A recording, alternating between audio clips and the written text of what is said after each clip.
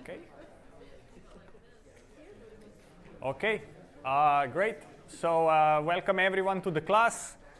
This is lecture number 3, and today we are going to talk about two topics, about network motifs, graphlets, and then the discovery of structural roles in networks. And essentially what we would like to do to kind of have an idea for this lecture is that we would like to think, rather than about entire graphs or entire networks, we would like to think about subnetworks. And essentially what we would like to say is, if I have a graph, what little pieces is it composed of? So essentially a good analogy is, if you have, I don't know, some structure built out of Legos, the question is, what kind of Legos is it built on, right? So we want to identify what are the Lego cubes that make the network, right?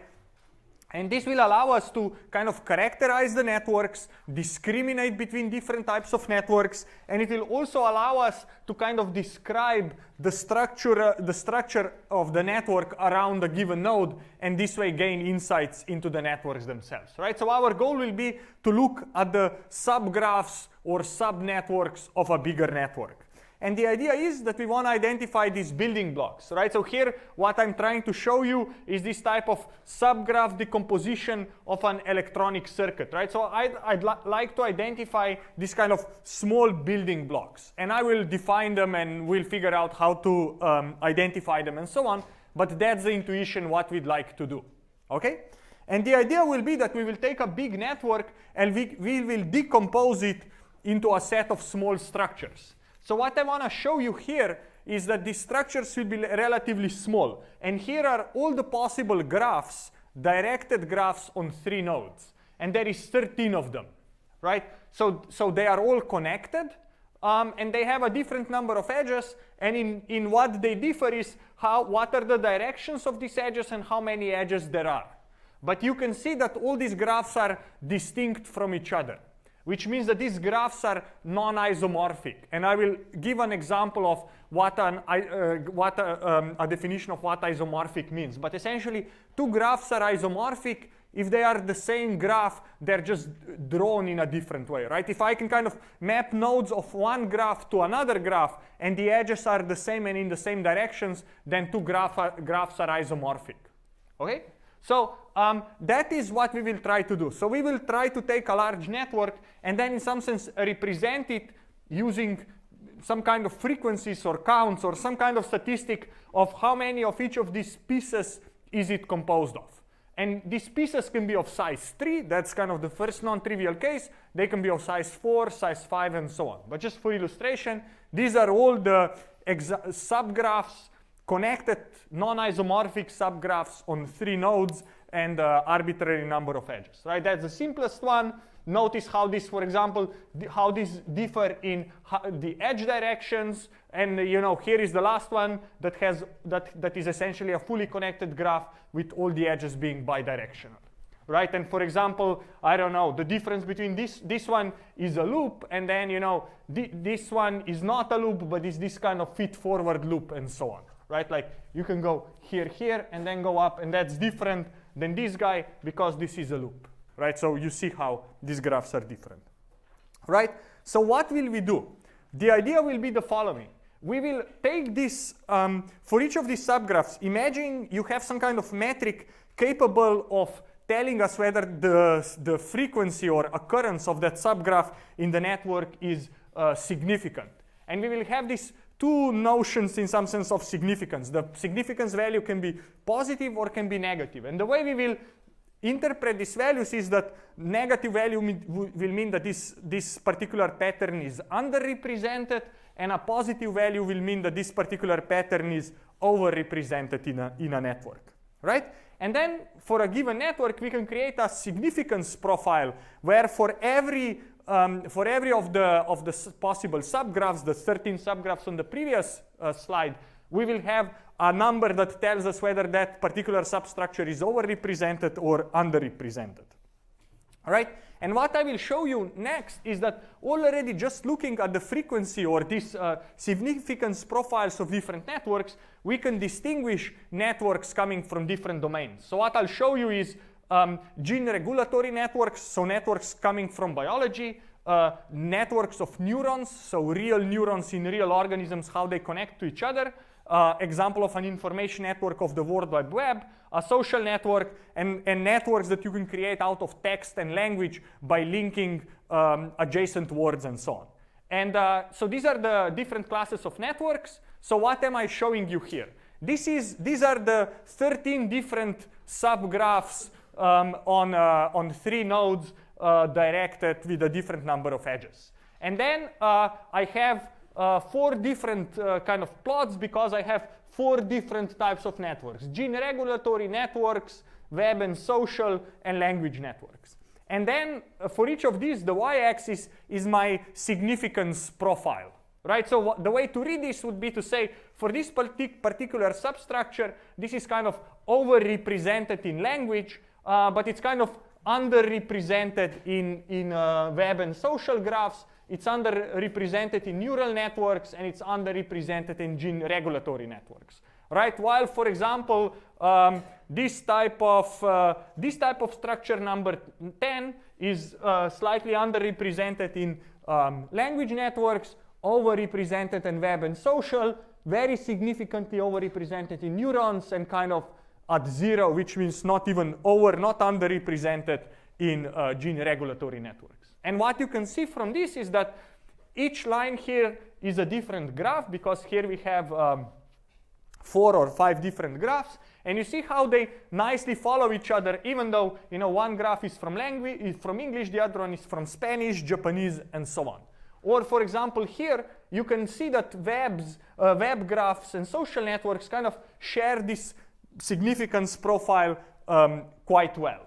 And you can see, again, networks of neurons from different organisms, again, have quite similar profiles. Okay? So now this is what these types of profiles teach us, or what can we see from them. What we are going to do next is we will go through and learn how do we compute this. What is this really? Like, how do we define things, and how would we go and compute this and do this kind of experiment ourselves? Okay, so there is 3 things we will do today. First, we will talk about subgraphs, and we will define a notion of network motif, and we will define a notion of graphlet. And then I'll talk about algorithms to find motifs and graphlets. Then, using these types of concepts, we will talk about how do we discover structural roles of nodes in the network. And then I'll show you some applications of these things. Okay, so that's the plan for today. So first is about motifs and structural roles in networks. Okay, so a network motif, so this is now a definition, is a significant recurring pattern of interconnections in the network. So in order to define a network motif, we need to break down that vague definition above. First, we need to define what do we mean by a pattern. By a pattern, we mean small induced subgraph. Okay? Induced means if you have a set of nodes, then you take all the edges between that set of nodes. Okay? Recurring means that it occurs multiple times, right, with high frequency. And then significant means it's more frequent than expected. And whenever you say that something is significant or more frequent than expected, then you need some kind of null model, right? If you think about the last lecture, we were talking about the random graph model and whether we should be surprised about diameter and clustering. Here we also need some kind of baseline above which we will then measure is something more expressed or less expressed than what we expected. So I'll talk to you about how do we generate random graphs that give us that baseline to then assess significance. Okay? So the question is, why do we need these substructures? Why do we need motifs, right? And here I'm trying to show you some examples of different types of motifs in pictures. But essentially, motifs help us understand how networks work. They help us understand how networks are kind of composed together. And they allow us to predict operation or reaction of a network to a given situation, right? And here, as I say, are a few different examples of these types of motifs, right? Feed-forward loops, this would be a feed-forward loop, right? From X, you can go through Y to Z, or you can go directly from X to Z. This is called a feed-forward loop, and it's found in networks of neurons, where they basically neutralize biological noise. And if you think about neural networks, these are skip connections, right? Think about ResNet. ResNet has skip connections, right? So nature has skip connections as well, right? Then parallel loops are, for example, these types of structures.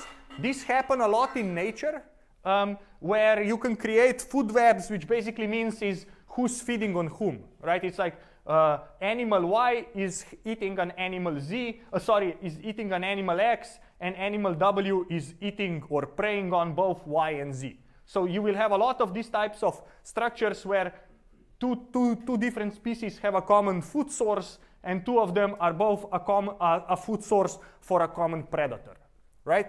And similarly, for example, you can have in many gene control networks, you kind of have this kind of single input modules where however you change whatever happens to X, it kind of gets propagated to many other nodes. And these are just some examples of these types of structures.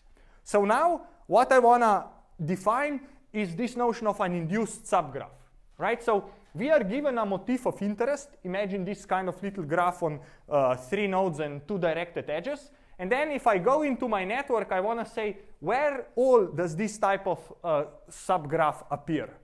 And for example, here is an occurrence of this subgraph, right? If I take these 3 nodes, then they are connected exactly in the pattern of the motif of interest, right? But for example, this guy is not a match. And the reason why this set of 3 nodes does not match that motif is because this is not an induced subgraph.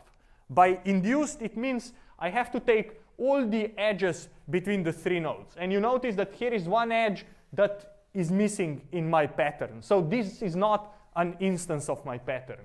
While here, I take all the edges between the 3 nodes, and they match exactly the structure I'm interested in, right? So what this slide illustrates is this notion of an induced subgraph, where an induced subgraph of a graph is a graph formed from a given subset of nodes, and all of the edges connecting pairs from that subset, right? Including this edge. That's why this is not an instance, because this is an instance of a different motif. This is an instance of a feed-forward loop, and not this kind of chain of length 2. Okay? So this is in terms of defining an induced subgraph. Now, the second thing, we need to define the notion of occurrence. And the notion of occurrence is such that we allow for overlaps.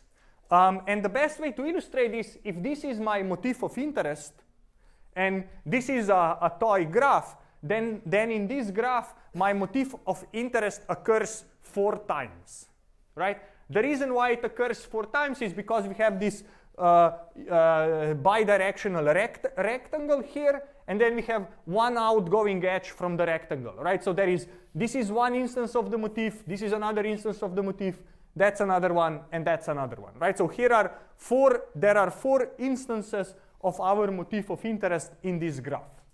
Okay? So we allow motifs to overlap, but not to be exactly the same. Okay? So this is now what we defined so far is this notion of an induced subgraph, and we defined a notion of an occurrence or an instance of a pattern in the graph, in the network. Okay? So these are the 2. Now we need to define this notion of significance. So that's the next concept we are going to define. And when we think about significance, here is how we think about it.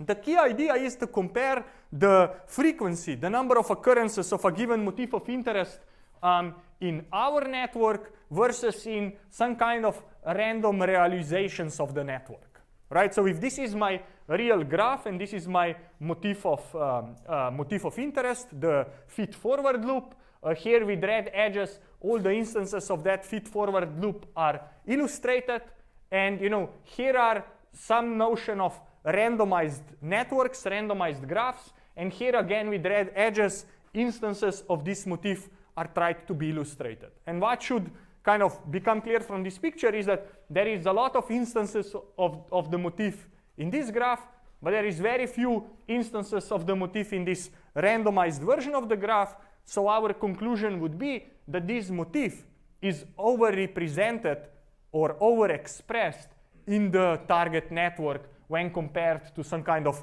null model random networks. Okay? So let me now tell you how do you compute this significance. And significance is essentially just a z-score. It's essentially the difference in occurrence normalized by some natural variability of that motif in the network. So the idea is the following. I will say that the motif is overrepresented in a network when I'm kind of comparing it to its count or frequency in the random network. So, and this notion of a z-score captures the statistical significance of motif I. And z-score can be positive or negative. And the way you compute it is you say z-score of motif I is the number of times motif I appears in a real network minus the average number of times this motif I appears in a randomized version of that same network divided by the standard deviation of the number of motif instances across this ensemble of random networks. Okay? So n real is the number of subgraphs of type I in the real network, n random is the number of subgraphs in the random network, and then the z-score is the difference where this is average over all the instances of random graphs, and this is a standard deviation over all the instances of a random graph. So essentially, I'm measuring the difference in the units of standard deviation. Okay?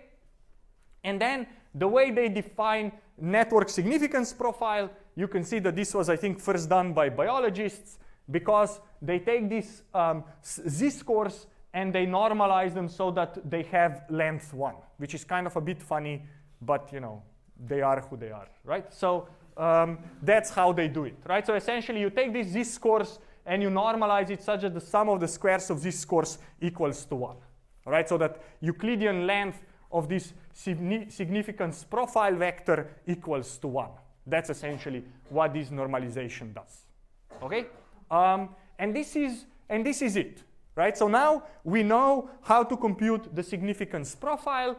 The only thing we don't know yet is how this random graph is being generated.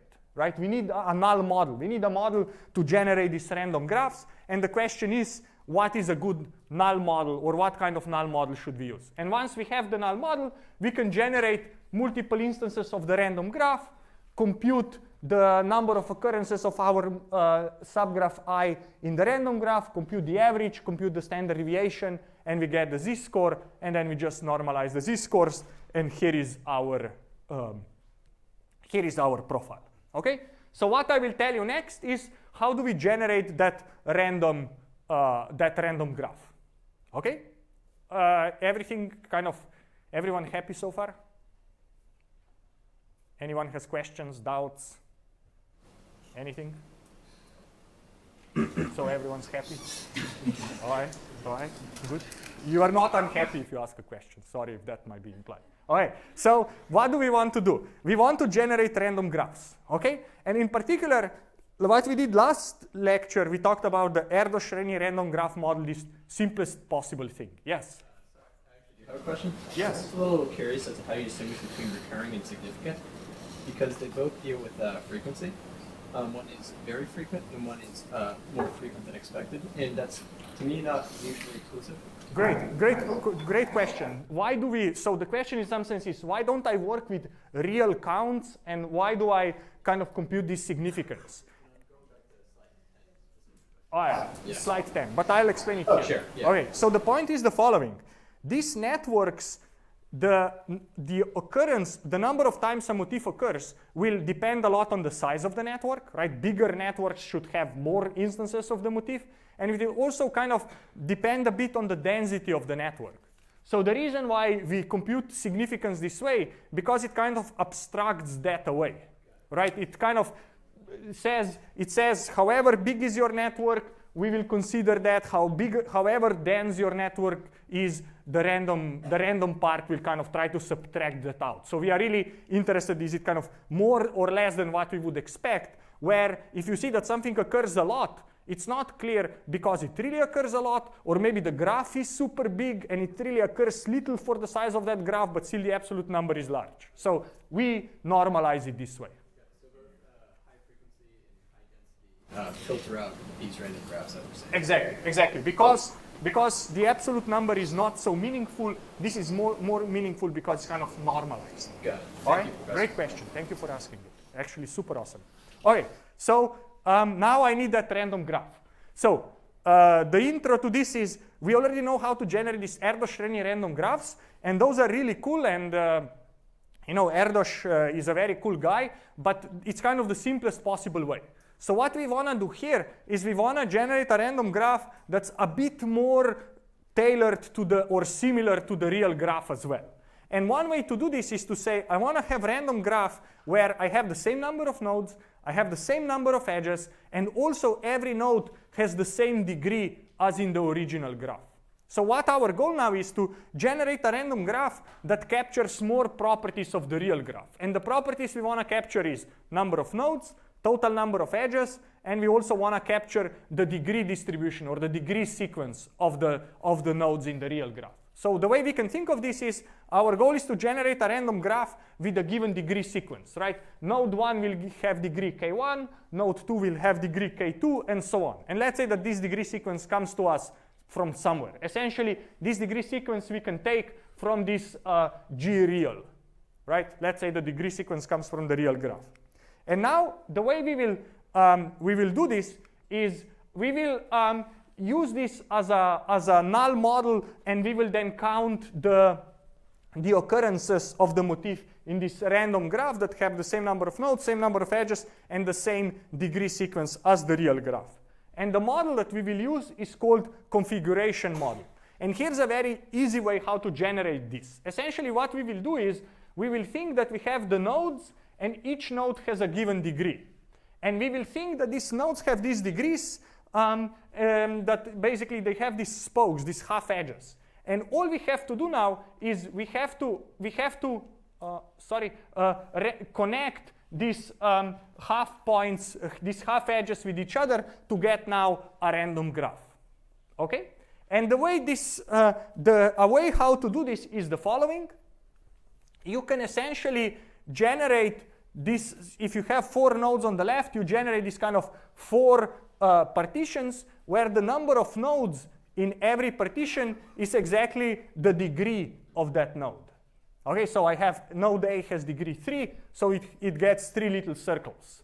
And then what I can do is, now I can just think of this as a set of nodes, and I generate a random graph between that set of nodes. Okay? And now what do I do is I can collapse these sets of nodes into single nodes, and there is an edge between a pair of partitions if any of the edges inside, if there is at least one of the edges across the partitions, right? So from this type of thing, here is the graph we would generate, right? So nodes A and B are connected because there are 2 edges. Nodes A and C are connected because there is an edge, okay? So this is a very quick and efficient way to generate these types of graphs. Let me answer because I know your question, right? So your question is likely that here, for example, right, I want to have node A to have degree 3, node C to have degree 2, and node B to have degree 4. And because I have this double edge here, the node B doesn't have degree 4 as I wanted, but it had degree 3, right? That's your question? Okay, great, that's good. Right? So, and yes, this is a problem, and this type of graph generation ignores that problem, but you can basically, what has been shown both empirically and mathematically is these types of bad events are exponentially rare. So essentially, whatever you will generate here, and if this thing is big enough, it will be exactly what we wanted plus a bit of noise. So for large graphs, even though you may have issues, it is not a problem, right? The issues are that you have multiple edges, or that you would kind of connect nodes inside the same partition. That can happen as well. And that can be modeled as a self-loop. Yes? Does it matter that we've lost any sort of sense of local structure, or is that intentional? That's intentional, exactly. We kind of lost the local structure, right? So that's a good observation. But this is what people call a configuration model, and essentially the goal here is to generate a random graph with a given degree sequence. And this will generate you approximately a random graph with approximately this degree sequence that you wanted, right? And sometimes what is the problem here is that double edges and self loops are kind of ignored when we are creating the graph. Now, yes. Why not go through the nodes one by one and connect them directly? Great. So the question is, why not go over nodes one by one and connect them to other nodes? If you do that, then your graph will not be random. Right? The reason why it won't be random, because whoever you start with, they will get a chance to link. And at the end, you may be left out with a node that has the spokes, but cannot find anyone else to connect to. Right? So what we would like to do is, out of all the graphs that satisfy these constraints, we'd like to have a random one. And if you would do this in any kind of preset order, you wouldn't generate a random graph from this distribution of graphs with this type of degree sequence. So this truly gives you a random graph from the set of graphs with these types of degree sequence. Why wouldn't it be able to connect with other nodes? Why it wouldn't be able to connect with other nodes? Because you would run out of spokes. Right? If you play with this, there is only a subset of graphs that satisfies that all these edges are connected properly. Right? And if you now process them in some order, you will be able maybe to exhaust 90% of the spokes, but then you'll be left with a node and it has 3 spokes out. And there's nothing you can do with it. Right? That will be the problem. Happy to talk more offline. Yes? In this example, it's undirected, but for a directed graph, would you have in spokes and out spokes? Great. For directed graphs, you could think of it as having in and out spokes. And then you'd have to be more careful here how would you do that, right? But you would probably, I think what you'd need is you need to have kind of 2 super nodes, A in and A out, and then connect things. That's a good point, okay? But if you guys are worried, let me continue and maybe I'll ask your question as well, okay? So there's another way how you can do this. And this is now a much more expensive way, but really keeps the graph to have exactly the same degree sequence and everything. And the way the idea is here is that you will pick a random pair of edges and you will cross them. Okay? So the idea is, imagine I pick edges A, B, and C, D. What I do now is I cross their endpoints. Right? So now B links to C and A links to D. Right? So I took these 2 edges and I crossed them, right? And what you can also show is that if you do this crossing long enough, the graph you will get will also be a random graph that will obey a given degree sequence, right? So here we are given a degree sequence.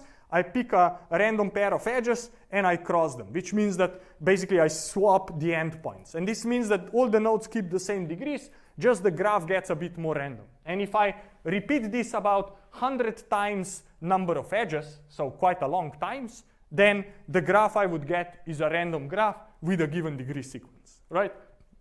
The complexity of this thing is this is far slower process than this previous one that I was showing you that does this approximately, where you just pick random pairs, connect them, and you have the graph. Here, we have to do this rewiring, have to do it long time, but if you do it long time, you will get a random graph.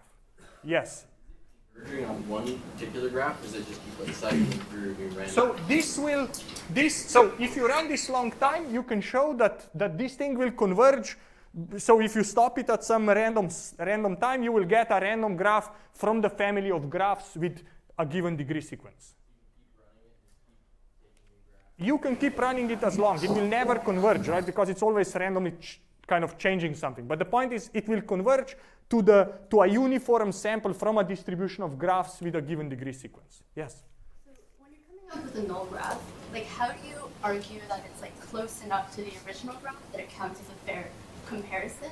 So for example, like we didn't stop at just same number of nodes, same number of edges. Like we went to say that it has to have the same degree sequence too. Great. So maybe I should be repeating questions, but this is an excellent question. So the question is, when do you know a null model is a good enough model, right? And it really depends on your question and what are you trying to do. So it's both kind of a modeling question, but it's also kind of a science question. What is your underlying question, right? And what we did here is we kept the number of nodes, number of edges, and the number of connections every node has to match between the real graph and the random graph.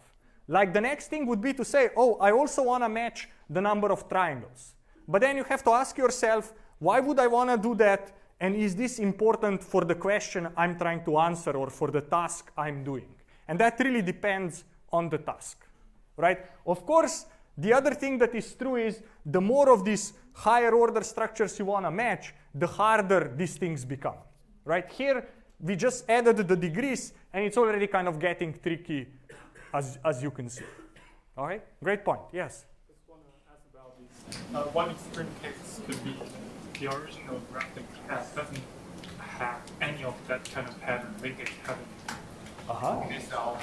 Then in that case, this kind of techniques cannot work. Great, so the question was that our original graph would have no type of patterns like this. I think the only graph that would have no patterns like this would be a star, right? So if you have a star graph, you have a guy in the center and it has all of these edges. But then if you say, how many graphs are there where all the nodes have degree 1 and one node has degree n minus 1, there's only a star graph. So you wouldn't randomize anything, but because the distribution, the number of different graphs with that degree sequence is that there is only one such graph, right? So yes, if you are, when you pick a random pair of edges, they may collide like this, then there's nothing for you to do, you reject and you sample again, okay? But that's still, it's still good. You get a random sample from a distribution with one instance. So you always get the same thing, which is like perfect. All right, good. Thank you very much for the questions. So now I showed you how essentially we can do this, right?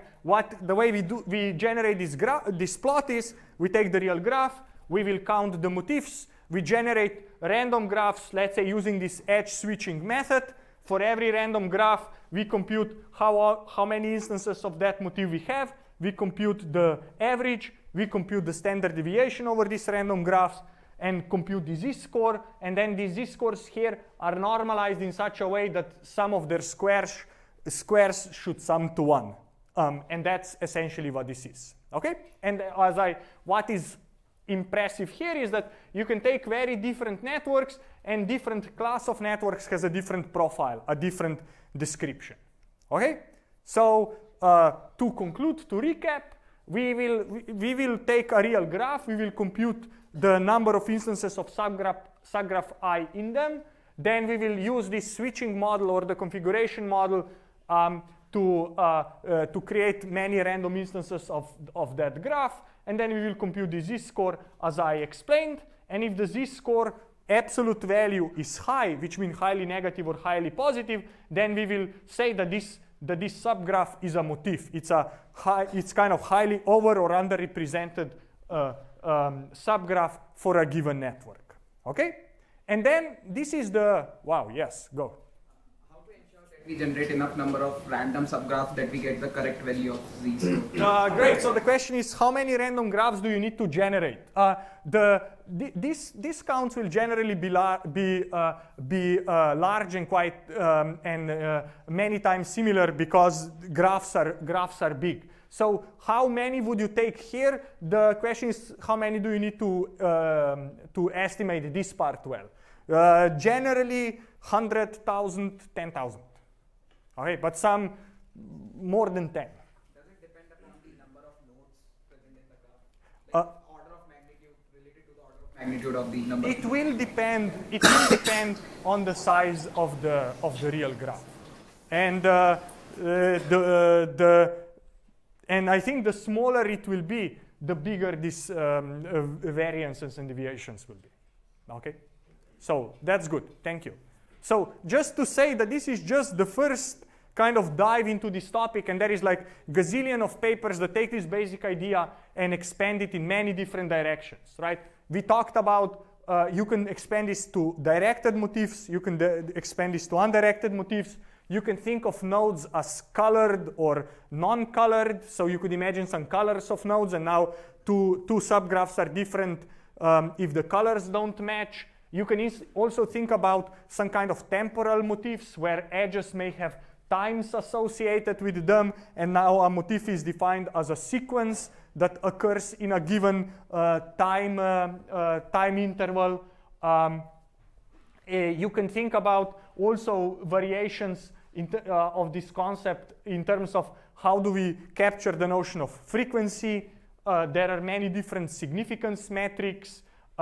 You can also think about motifs that are underrepresented, but what I mean that is you can think of them as anti-motifs, is something that does not occur, but its complements tend to occur. And you can also think about using different null models to compute these z-scores, right? So there is a huge body of work that goes in these different directions using essentially the concepts or extending the concepts that I presented. So if you are kind of interested in any of these things, happy to point you to papers.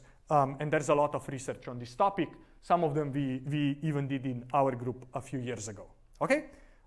So that's what I wanted to say about network motifs. So I'll skip this. And then what I want to now do next is to talk about extension of network motifs that are called graphlets. And network motifs we used to characterize the entire network. Now we will use this notion of graphlets to characterize a given node. Okay, so we will try to describe the network structure around a given node, right? So again, before we talked on full networks and tried to say what is the network made of, now we are looking at one node and say how does the neighborhood of the node around the node look like?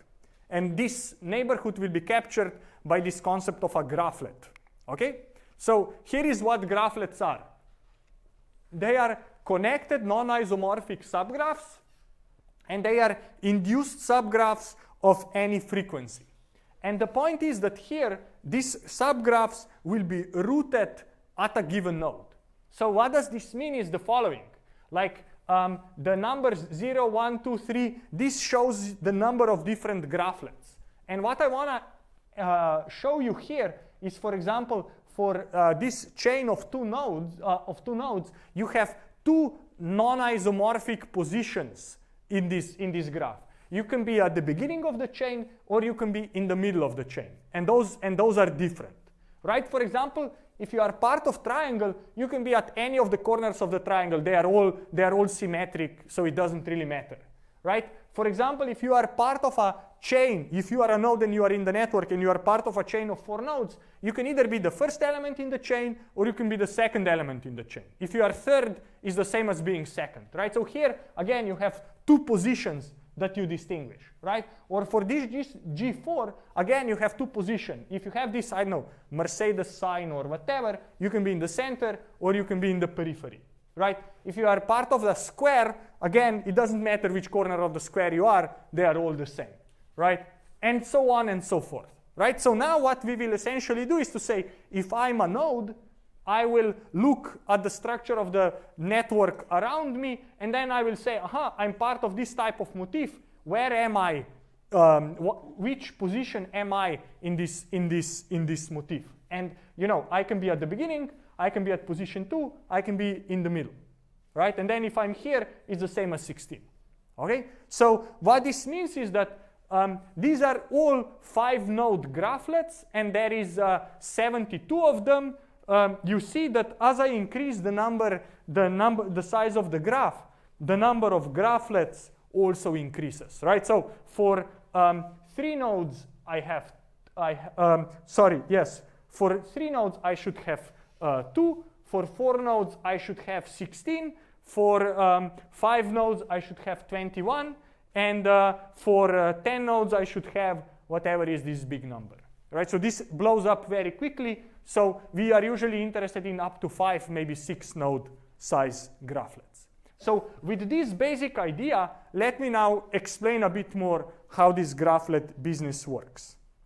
Okay, so these graphlets are used to obtain a node level representation, right? So this is kind of a node level subgraph metric. If motifs are the entire network subgraph metric, this is a per node or node level subgraph metric. And essentially, one way you can think of it is that this is a generalization of a concept of a degree of a node, which is the number of adjacent edges to the node, right? So, degree is the number of edges that a given node touches. And the idea is that graphlets are generalization of this, where the graphlet degree vector counts the number of graphlets that a given node touches, right? And if we go back to the previous picture with this concept, then it's clear that for this type of subgraph, I can touch it at 3 different points, right? And this particular subgraph I can touch at 4 different points, right? That are non-isomorphic or distinguishable from each other, okay? So that's some intuition how to think of this.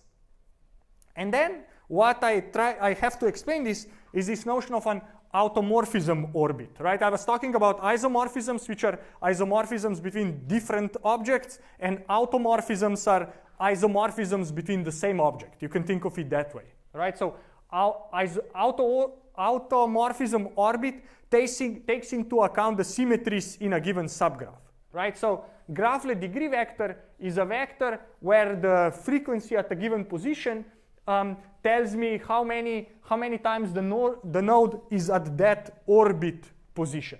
So let me give you an example. If this is my input graph, here are the graphlets on 2 and 3 nodes. So here would be now my graphlet degree vector, right? So for node of interest V, I say in how many graphlets of type A does it participate in? It participates here and here, so that's 2. Then I say in how many graphlets of type B does it participate? Here it is, it's 1, right? Here's the triangle. But then if I ask how many graphlets of this type does it participate, I need to ask at what orbit position does my node of interest participate? Is it at this position or is it at that position? So for the orbit C, the instance of it is here.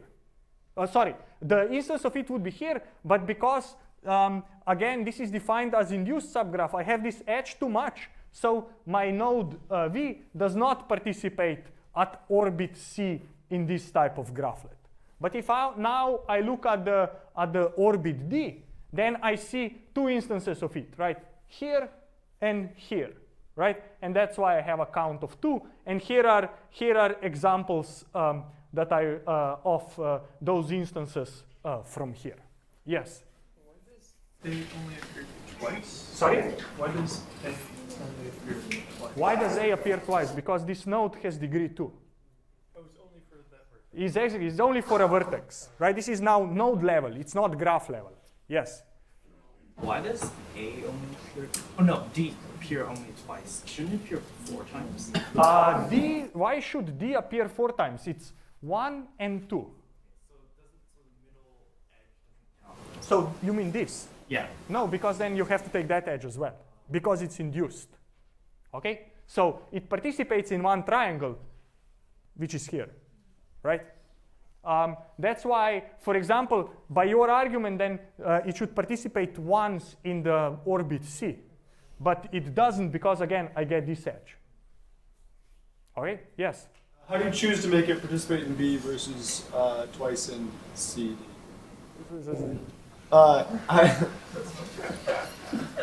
Do we not get to, for example, make it not participate in one triangle versus another? I'm not sure. So the point is, I have orbits, and the orbit has to match on the given vertex of interest as an induced subgraph. If that doesn't make sense, let's talk offline. Okay? So now I showed you how to generate this graphlet degree vector for a given vertex, right? And then graphlet degree vector gives me the counts of number of graphlets that the node touches at a particular orbit.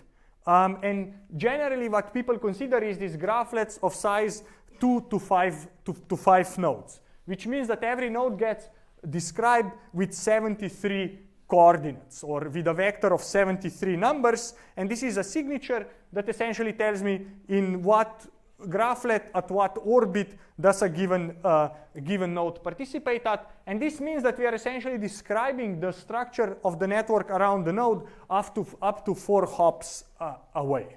Okay? Essentially, this graphlet degree vector provides us a measure or characterization of nodes' local network topology. And just to kind of clear out any confusions, what I want to show here is now for a different graph, this is its graphlet degree vector of length 72. And here are different examples of instances of a given graphlet and orbit for the node A, right? And for example, I try to illustrate the instances of those orbits and the graphlets that are counted at a given position, right? And now what we can do is we can now use this vector to do various different things with our nodes. And what I will show next is what can we do with these types of feature vectors or descriptors of nodes. But before I do that, I need to tell you, how do you compute this? How do you find motifs and how do you find graphlets, right? How would you computationally do and identify these things? So that's what we'll do next, and then the last part of the lecture, I'll talk about applications. Okay? So if we want to find these motifs and graphlets, we need to solve 2 challenges. The first challenge is that we want to find all the size k, where k is a parameter. Think 3, 4 size subgraphs in the network. And first we need to enumerate all of them, and then we need to count them. So there are 2 steps. One is enumerating, which essentially means find all the instances, and then you need to count the number of number of instances of each structure. And this is a very hard computational problem, and it's shown to be NP complete. So for these reasons, these motifs or graphlets or subgraphs are usually considered only up to a few nodes, 5, 6, maybe 8 at most, because then the combinatorial explosion is too large, right? And as I said, computational time grows exponentially with the size of the motif. So really, we can only count this and enumerate motifs up to a given size, kind of a handful of nodes. I will only present here a very kind of simple baseline algorithm how to do these things, but there is really a lot of research in this area, and it's a very active research area right now, where essentially people are thinking about what are efficient ways to do this counting, enumeration, maybe approximate counting, approximate enumeration. What we want to do is enumerate, which basically means find all the instances, and once we have all the instances, we want to count, basically identify isomorphic instances and count all of them together. So this is what we are going to look at, and we will look at one algorithm that's called ESU algorithm. This was done 2006 was, I think, the publication. Okay? So the way this works, this is called ESU algorithm for exact subgraph enumeration. And this will be a recursive algorithm where we will have 2 sets. We will have a subgraph that we have built so far, and we will then have a set of nodes that will tell us where can we go and extend this subgraph. Okay, so we will be building this V subgraph from 1 node to 2 nodes, 3 nodes, and so on. And V subgraph will be the subgraph we have already built, and V extension will be a set of nodes to which we can further extend this subgraph to make it 1 node bigger. And the idea will be the following. Here's the main idea for the algorithm. We will start at some node V, and then we will add new nodes U to the extension set, such that these nodes U have 2 properties. First, U's node ID must be greater than that of node V. The reason we have this condition is because we don't want to generate the same graph multiple times. And then the other thing will be that node U can only be a neighbor of some newly added node W but not of any node that is already in V subgraph, right? So we want to only extend the subgraph we have built so far. And given these rules, the ESU algorithm can be implemented in a recursive fashion where where basically the running the function can be displayed in a tree-like structure of depth k, and this tree-like structure will be called ESU tree, and I will show you an example. So first, I'll give you the pseudocode, and it will be a bit scary, but bear with me. Okay? So this is the pseudocode, and I have two functions. The first function will say, let's extend a subgraph at a given vertex v. So for every vertex, I will say, let's start expanding a subgraph from here. And then this is a recursive function that extends the subgraph and keeps extending it until either I cannot extend it anymore, or the graph that I have built is of the size k and I terminate. Right? I keep extending until I found the graph of size k, which is the size I care about. I keep extending either until I build big enough graph or until there is nowhere for me to extend. And the way this will work is that given that the subgraph I have built so far, which at the first iteration will be just a single node v, and a set of nodes to which we can extend, we will essentially go and say, let's pick an arbitrary node from this extension, let's add it into our subgraph, and let's update our extension set and run the same routine again. Okay? And all we have to be careful is about how this extension set is maintained and how do we extend it. And the important rule here is that the node IDs of the nodes that we add into extension set can only be bigger than the node IDs of the nodes from which we started building the graph. So this is how much I'm going to say about this pseudocode. To give you an example how this works, I want to show you kind of one run of this algorithm. So this is now this recursive subtree where every level means a recursive call of our extend subgraph function, right?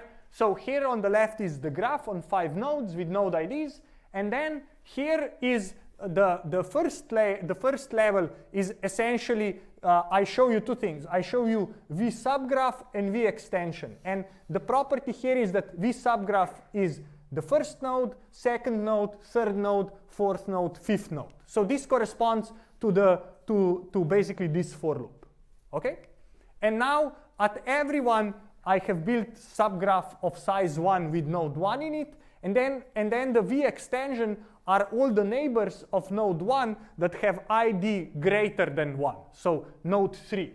For example, when I built a subgraph out of node 3, I'm only allowed to take neighbors who have ID greater than 3. So this would be nodes 4 and 5. So there it is. And then, for node 5, there are no neighbors that have ID greater than 5. So V extension is bigger, so nothing happens here. Okay? So now that I'm here, I say, okay, let's add node number 3 into my subgraph, and let's compute the new extension. And the new extension set would now be the neighbors of node 3 that are not part of the current subgraph and that have IDs greater than 1. So this would be 2, 4, and 5, right?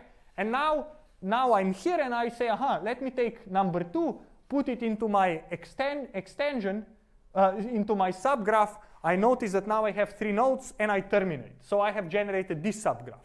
And then, I take the second one. I have 1, 3, and 4. And this is 1, 3, and 4. And then I take 1, 3, and 5. Again, I have a subgraph of size 3. And again, I terminate, right? I could keep extending, but because my subgraph is of the size I care about, which is 3, I stop. Okay? So this means here I generated the 3 instances of subgraphs of size 3. Then from this guy, I generate the other 2, right? And then from this one, I generate the last one, which is 3, 4, and 5, right? So this is how now I generated all the instances of node 3 subgraphs that appear in my target graph, right? And the important thing is that essentially what I have is this V subgraph that is the subgraph I have built so far. I have this V extension that gives me the candidates to which I can create an extension. And at every iteration, I essentially take this thing, move it across, and ask myself, do I have big enough subgraph, or do I need to keep it growing?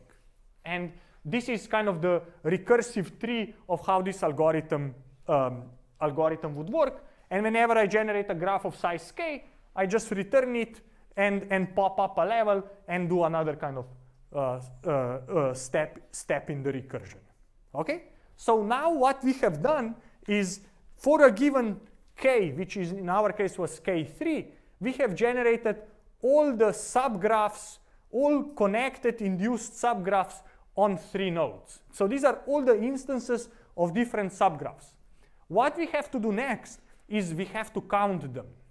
Okay? What this means is that these are undirected graphs on 3 nodes. So really, there are only 2 graphs, 2 different non-isomorphic graphs on 3 nodes, a chain and a triangle. So if the first part was enumeration, we have enumerated the graphs.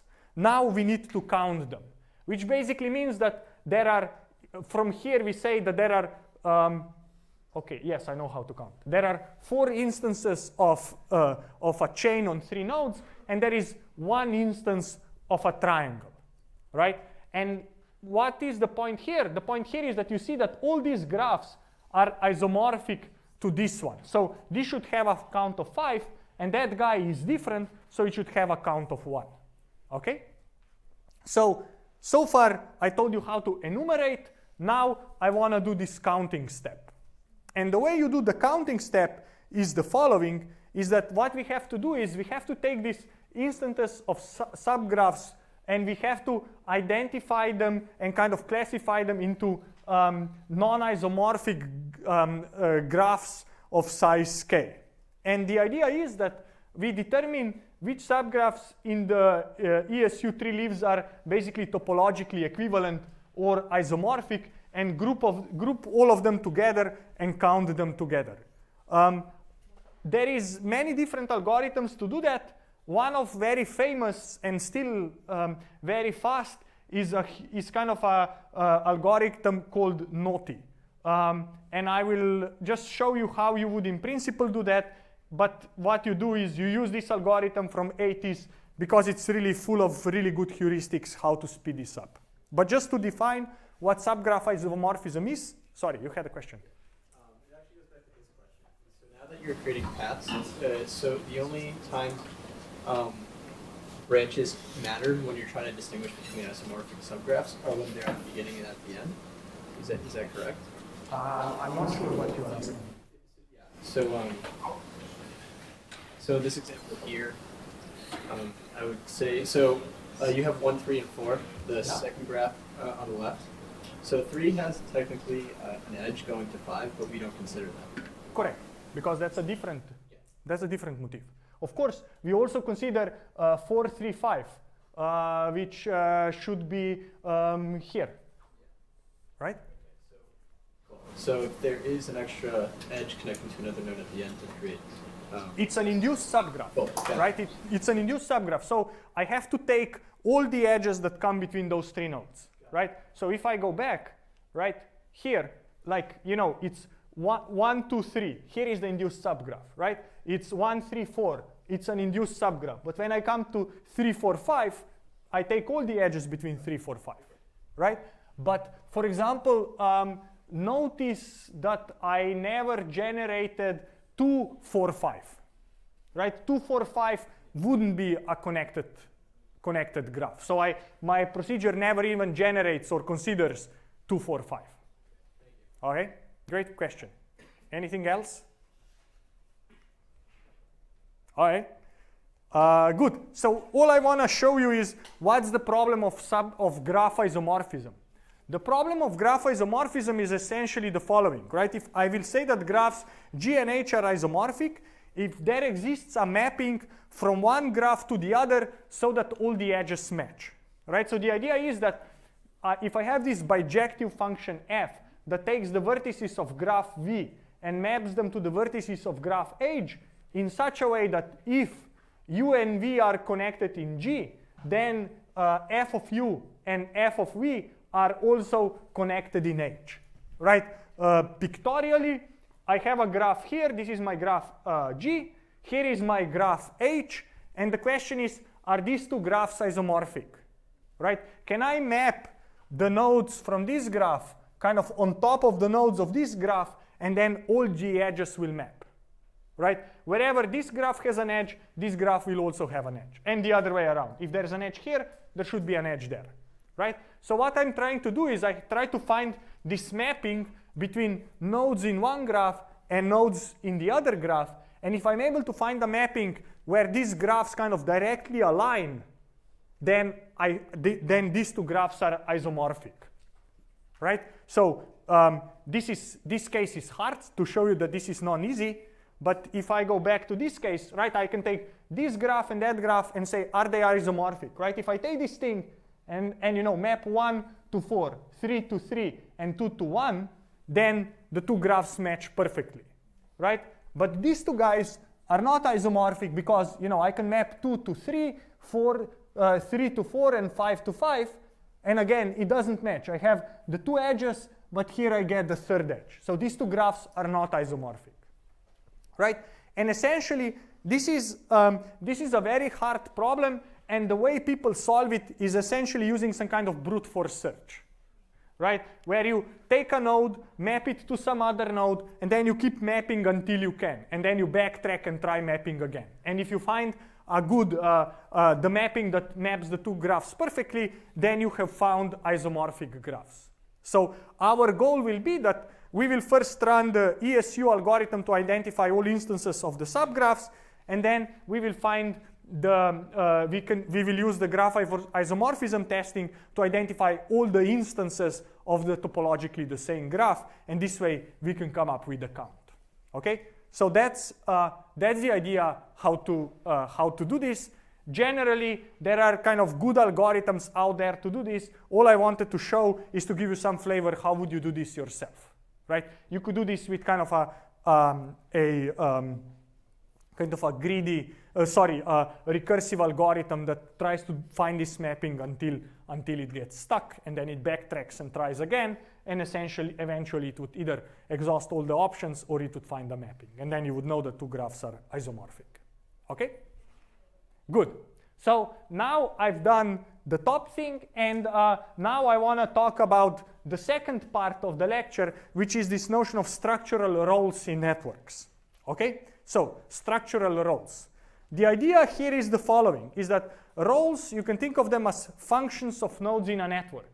So, you could think that different roles of species what are different roles of species in the ecosystem? Or what are different roles of individuals in organizations or companies, right? So if you have these types of food webs, right, where basically there is an edge from the food source to the animal that is kind of consuming that food source, that creates a directed graph. And you could imagine that different types of animals have different roles in these ecosystems. Or if you think of different companies, again, people have different roles, right? There are sales managers, and there are, you know, supporting teams, and there's finance. And the question is, could I identify the roles of nodes based on their network structure, right? So the way we want to think of these roles is that they are measured based on the network structure around the node, right? Are you a center of a star? Are you a member of a fully connected graph, so a clique? Are you a peripheral node somewhere on the edge of the network, and so on? So this is what we think by roles. Okay? Go show you a few examples. Here is a graph where nodes are colored based on different roles, and the descriptions of the roles are up here. So for example, red nodes are kind of centers of the stars. Circular nodes, these blue ones here, are members of the cliques. These are nodes that are all fully connected with each other. And then, you know, the triangles are kind of peripheral nodes. These are nodes that are kind of just with one or a few connection generally to the center of the star. So what we would like to do is we would like to have a method that identifies these types of roles and then assigns each node to a role. Okay, that's intuitively the task. All right. So what I want to do now is I want to quickly draw the distinction between a notion of a role versus notion of a group. All right. So a role is a collection of nodes in the network that have similar position in the network, but these nodes may not be connected with each other, which is very different from this notion of network communities, which are nodes that are densely connected to each other, and they are members of the same group or of the same community. So the idea is that nodes with the same role do not need to be connected to each other. They may be in different graphs or different parts of the same graph, right? So to elaborate on this a bit more, roles are groups of nodes that have similar structure of networks around them, while communities or groups are groups of nodes that are tightly connected with each other. And the notion of roles and communities are two complementary concepts. Today I'll talk about roles. In the future lectures, we will talk about communities. Right, so if you think about, let's say, a social network of the Stanford Computer Science Department, then structural roles could be faculty, staff, students, right? Staff, an admin has a very certain structure of their social network. Faculty have a certain structure of their social network. Students have a typical structure of the social network. But then, for example, communities or groups inside the computer science department could be the AI lab group, the info lab group, the theory lab group that is composed of people with different roles. To give you another example, here is the same network where in one network nodes are colored based on the structural role, and in the other network nodes are colored based on the group membership. Right? You see kind of that nodes that are close together are colored with the same color. Here, nodes that have similar structure of their network neighborhood are colored with the same color, even though these nodes can be in very different parts of the network. So what I wanted to do is just distinguish between structural roles from this notion of clusters or communities in networks. And we'll talk about this in the future. Today we are talking about this thing. So let me tell you how to define a role more formally. And this is actually a concept coming from social network analysis from 1970s. And the idea is that there is this notion of structural equivalence, where it said that nodes U and V are structurally equivalent if they have the same relationships to all other nodes, right? So structurally equivalent nodes are likely to be similar in many different ways. And in our case, for example, nodes U and V would be structurally equivalent because they both link to the same people in exactly the same way, right? So we would say nodes U and V are structurally equivalent. Notice that the way the definition is up here, it's very restrictive because it says if they have the same relationships to all other nodes, right? Here means to nodes A, B, C, D, and E, right? But nodes U and V are structurally equivalent. And here's another example where you can take the graph and ask what nodes here are structurally equivalent, and you know nodes 3 and 4 are structurally equivalent, and nodes 1 and 2 are structurally equivalent because they link in the same way to the rest of the network. Okay? So this is, in some sense, what we would like to discover is these types of equivalence groups, but rather than defining this so rigidly to not allow any variability in the degree and how these edges go, we will allow for some kind of noise in this. So we will discover these things using clustering. Okay, that's the idea. So let me show you how to do this. So these roles will be important because they will allow us to identify what are different properties or of the nodes that we have in our network, and it will will allow us to basically do what is called the role transfer, where we can label a new network given the roles from some other network. We can identify how roles of a given network, a given node change over time. We can identify outlier roles. We could identify, a role of a fraudster in a social network and things like that. So there is a lot of different applications of this thing. But the method I'll talk about is called RoleX, which is automatic discovery of node structural roles in networks. And this will be an unsupervised approach without any prior knowledge will be needed. And it will assign a node to a mixture of roles. And it will discover both the roles as well as the membership of the nodes to those roles, right? And the idea will be that on the input we will have, I don't know, a graph or a set of graphs. And on the output, we will identify the roles and we will assign nodes to those roles. Here, roles are indicated with colors. Okay? So that's essentially the idea. And the way the approach will go, it will go over these different steps. On the input, we will get a network, the adjacency matrix.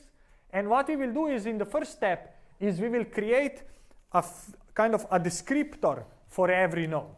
And this descriptor will be created recursively. I will show you how. And after that, those descriptors are created, we will now have a different matrix where the number of rows will be number of nodes and number of columns will be number of these features that are part of the descriptor of every node. And after we have this matrix, we will then do role extraction where we will get two things out. We will get assignment of nodes to the roles, and then we'll also have definition of a role through these features. Okay, so we get two things. We discover the roles and we discover how to assign nodes to the roles. What I want to do first is to tell you about this. How do we do this node to feature matrix? Okay? And the idea will be that I will have the network as the input, and then the number of rows of this feature matrix will be the number of nodes in the network, and the number of columns will be the number of different features, right? And the idea will be that these features, as I move to the right, they will kind of summarize bigger and bigger portions of the network. So, the first few will be about just the node and its local neighbor structure. Then it will be about kind of the nearby neighborhood. And then it will be something about further out. One thing I want to define here is also the notion of the ego network or of the ego net. And an ego network is simply, if you have a node, it's a network composed of the node, its neighbors, and the edges between them, right?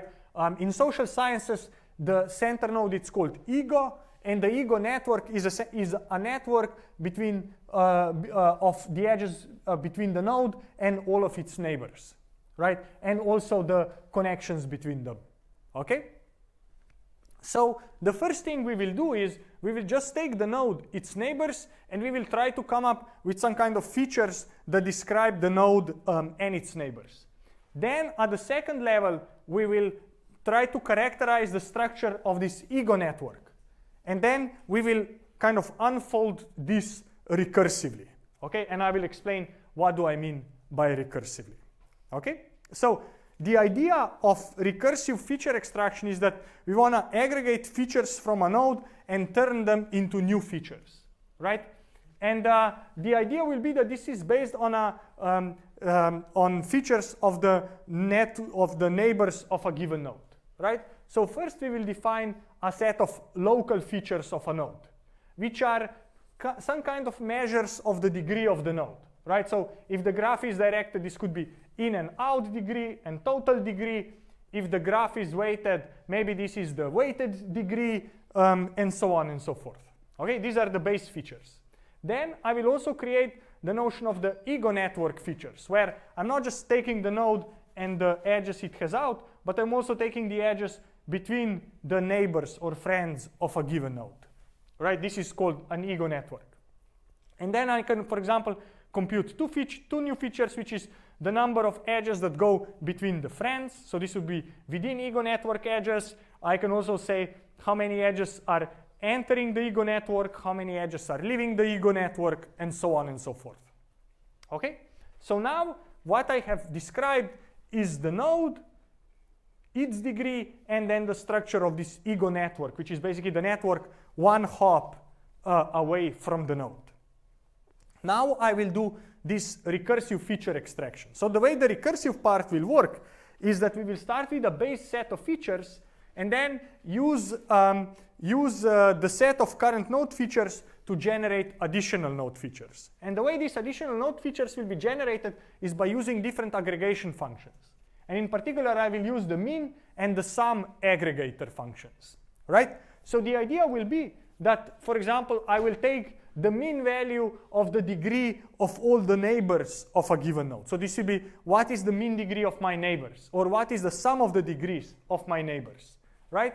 And essentially, I can do this to compute these means and sums over all the current features, including the recursive features, right? So I can keep kind of running this and I get richer and richer description around the node. One practical consideration is that the number of possible features will grow exponentially with the number of hops that we go away from the starting node. And to reduce the total number of features, various kinds of pruning techniques can be used, where basically we can identify that certain features are very correlated, and if they are very correlated, we throw them away. Okay? And this way we can eliminate many of them, and we keep the size of this node to feature matrix to be manageable. Okay? Another way how we could do this is that you could do this, but rather than using this recursive feature generation, you could use some kind of graphlet degree vector representation for every node. That would work as well. The original paper here decided to do it through this recursive feature generation. But you could also use graphlet representations, and you could even use this kind of recursive expansion over the graphlet representations. It would actually be very interesting to see what happens. Maybe that's a better idea than what these authors did, actually. Okay? So now what we have learned is how to take the network, how to apply the recursive feature extraction to basically get this node to feature matrix. And then as the last step, what you can do, sorry, I'm not sure. What you can do is then cluster these nodes based on the extracted features. And you can use here any clustering technique you like, but where you are basically defining some kind of similarity between two nodes based on the description, based on this feature description that they have. You could apply k-means, you could apply some more advanced clustering technique. In this paper, they decided to use non-negative matrix factorization, which is a method we'll talk about later in the class. And essentially, then based on these clusters and these cluster memberships, you assign each node to the role which is the cluster they belong to. And that allows you to identify these types of structural roles in networks. And to give you one example of these types of thing in the last 2 minutes, let me just give you one example, right? The goal here is cluster nodes based on their structural similarity. And we will have two networks, network of science co-authorships, where nodes are scientists and edges are co-authored publications. And the other one will be network of political books and how these different political books are co-purchased. So every node will be a book on Amazon, and edges will be number of people who buy the two books together simultaneously as part of the same basket. All right? And then how are we going to do this? For each of the two networks, we will use this Rolex method, so recursive feature extraction and clustering, to assign each node to a set of discovered structural roles. And then we can look at the similarity between the nodes comparing their roles. And here is an example. This is the network. This is the co-authorship network. And this is exactly what I showed you before. The three roles that the method found were the roles of cliques of authors. These are big papers that people write together. These kind of centers of stars, you could think of them as professors or advisors who work with a lot of their students. And then, you know, the green nodes could be students. These are these little periphery nodes that only write papers with their advisors. So they have blue circles, which is blue nodes that are tightly knit communities, red nodes that are kind of bridges and centers of stars, gray rectangles is kind of everything else, and green are these nodes that are parts of long paths. This is the picture, and here is the similarity between different roles, right? So I have 4 different roles, and what this matrix tries to show is how distinct are these roles from each other. And you see that most of these numbers are very low, except the ones kind of on diagonal, which means that, for example, the blue circles are, this is a very tightly defined role of people in the clique. While, for example, there is bigger diversity, for example, in gray nodes, which is all the other nodes of the network. So this is what I wanted to show in terms of co-authorship network. I also show you an example of the co-purchasing network of books, but you guys can go and check that yourself. So with this, I'm happy to finish the lecture. If you have any questions, please come here and I'll be happy to answer them.